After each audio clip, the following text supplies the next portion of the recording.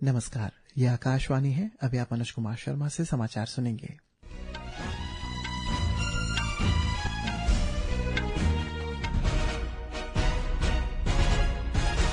पहले मुख्य समाचार। प्रधानमंत्री नरेंद्र मोदी ने कहा कि जापान तकनीक और भारतीय प्रतिभा का मेल सदी की तकनीकी क्रांति का नेतृत्व कर सकता है।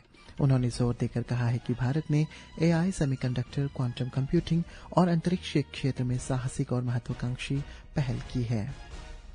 बिहार राज्य मंत्रिमंडल ने प्रत्येक परिवार की एक महिला को अपनी पसंद का व्यवसाय शुरू करने के लिए वित्तीय सहायता प्रदान करने हेतु एक नई योजना को मंजूरी दी।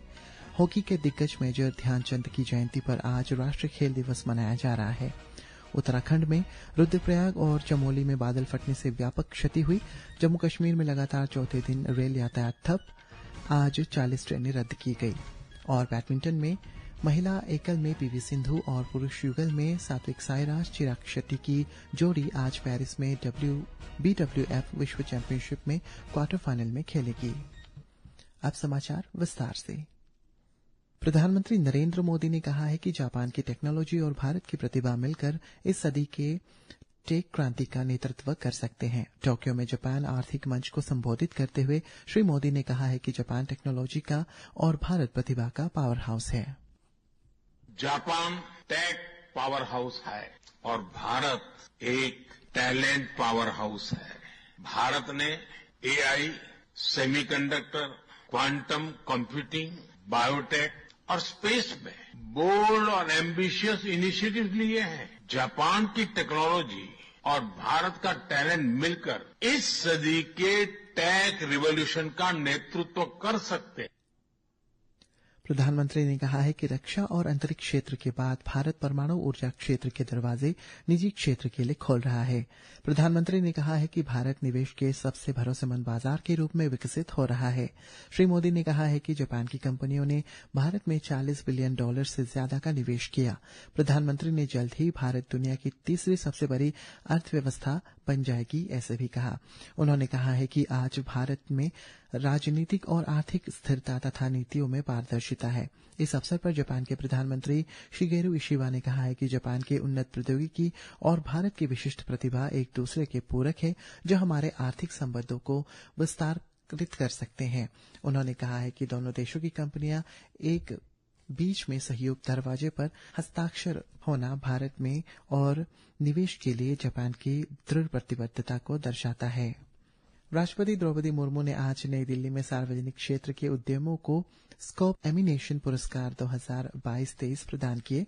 राष्ट्रपति मुर्मू ने कहा है कि आर्थिक और वित्तीय योगदान के अलावा केंद्र सार्वजनिक क्षेत्र के उद्यमों में राष्ट्रीय लक्ष्यों को महत्व देता है और संतुलित और समावेशी विकास को प्राथमिकता दी है।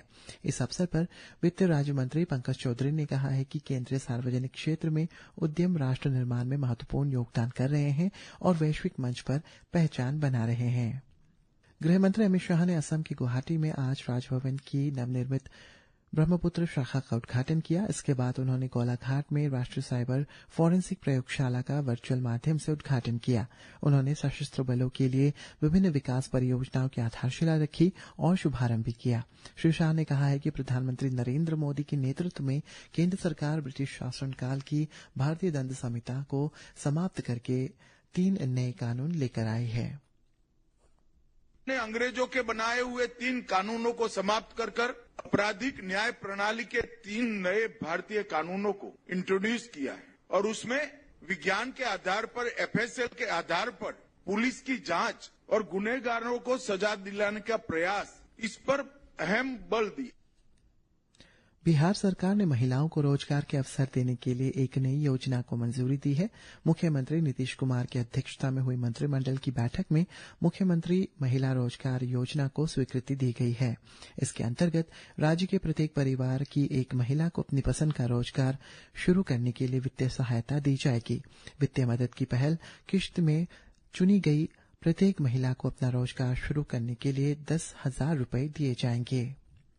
हॉकी के दिग्गज मेजर ध्यानचंद की जयंती पर आज राष्ट्रीय खेल दिवस मनाया जा रहा है। एक report.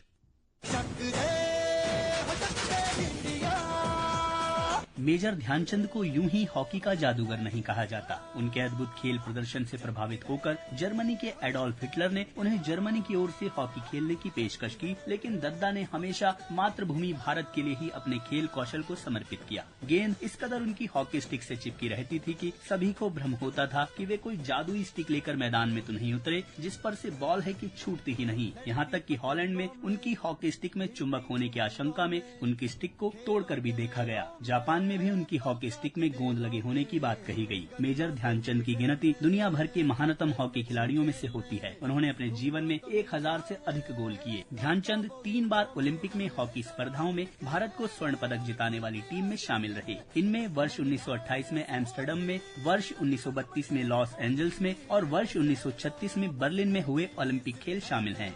Final of the Olympic hockey.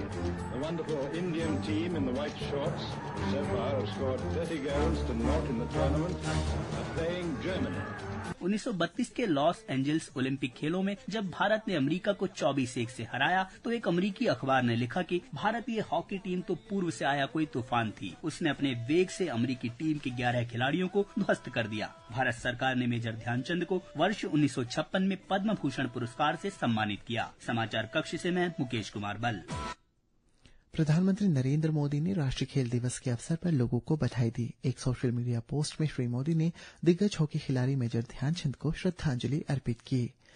Arunachal Pradesh के राज्यपाल लेफ्टिनेंट जनरल रिटायर्ड केटी पटनायक ने आज राजभवन ईटानगर में दिरांग स्थित राष्ट्रीय पर्वतारोहण एवं साहसिक खेल संस्थान निवास के 1900 फील्ड रेजिमेंट, डोगरा रेजिमेंट की 2री battalion, Jammu Kashmir light infantry की 16वीं battalion, 4 corps signal regiment, 305 field अस्पताल और 667 आर्मी एविएशन स्क्वाड्रन को राज्यपाल के प्रशस्ति पत्र प्रदान किए। निवास और सेना इकाइयों को उनकी उत्कृष्ट व्यावसायिकता, तीक्ष्ण परिचालन सूझबूझ और अदम्य साहस के साथ साथ जिला प्रशासन और राज्य के लोगों के साथ विश्वास और तालमेल का गहरा बंधन बनाए रखने के लिए ये प्रशस्ति पत्र प्रदान किए गए। भारत, ऑस्ट्रेलिया, अमेरिका और ब्रिटेन के शोधकर्ताओं की एक वैश्विक टीम ने एक नया ऑनलाइन टूल विकसित किया है जो उच्च रक्तचाप यानी बीपी के प्रबंधन के तरीके को बदल सकता है। इससे डॉक्टर प्रत्येक मरीज के लिए उसके रक्तचाप को कम करने की आवश्यकता के आधार पर उपचार चुन सकेंगे। रुद्रप्रयाग और चमोली जिलों में बादल फटने से भारी नुकसान हुआ है। प्रभावित इलाकों में राहत और बचाव कार्य युद्ध स्तर पर जारी है। उत्तराखंड के कई जिलों में लगातार हो रही मूसलाधार बारिश से जनजीवन बुरी तरह से अस्त व्यस्त हो गया है। उधर जम्मू और कश्मीर में भी जम्मू संभाग में रेल यातायात प्रभावित हुआ। जम्मू से आने वाली 40 रेलगाड़ियों को रद्द किया गया है। प्रदेश में सड़क संपर्क भी प्रभावित हुआ है। एक रिपोर्ट। अचानक आई बाढ़ और मिट्टी के कटाव के बाद पुल संख्या 17 पर कठुआ माधोपुर पंजाब डोन लाइन पर रेल यातायात पूरी तरह से स्थगित है।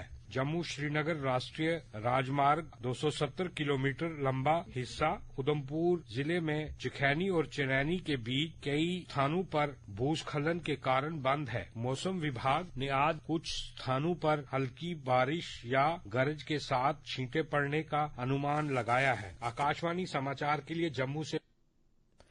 इधर ईटानगर मौसम विभाग ने आज राज्य के 3 जिलों पापुमपारे, वेस्ट सियांग और नामसाई के लिए ऑरेंज अलर्ट और अन्य 17 जिलों के लिए अगले 24 घंटों में गरज के साथ बहुत तेज बारिश के येलो अलर्ट जारी किए हैं। भारतीय शेयर बाजार आज दोपहर के कारोबार में सपाट काम कर रहे थे। सेंसेक्स 29 अंक बढ़कर 80,109 पर और निफ्टी 24 अंक बढ़कर 24,508 पर पहुंच गया। और बैडमिंटन खिलाड़ी पीवी सिंधु बीडब्ल्यूएफ विश्व चैंपियनशिप का क्वार्टर फाइनल मैच खेलने के लिए पूरी तरह से तैयार है। सेमीफाइनल में जगह बनाने के लिए उनका सामना पेरिस के एडिडास एरेना में इंडोनेशिया की पुत्री कुसुमा वर्दनी से होगा। पुरुष डबल्स के क्वार्टर फाइनल में आज सात्विक साईराज रंकीरेड्डी और चिराग शेट्टी का सामना दूसरी वरीयता प्राप्त मलेशिया के आरोन चिया और सोह वुई यिक की जोड़ी से होगा।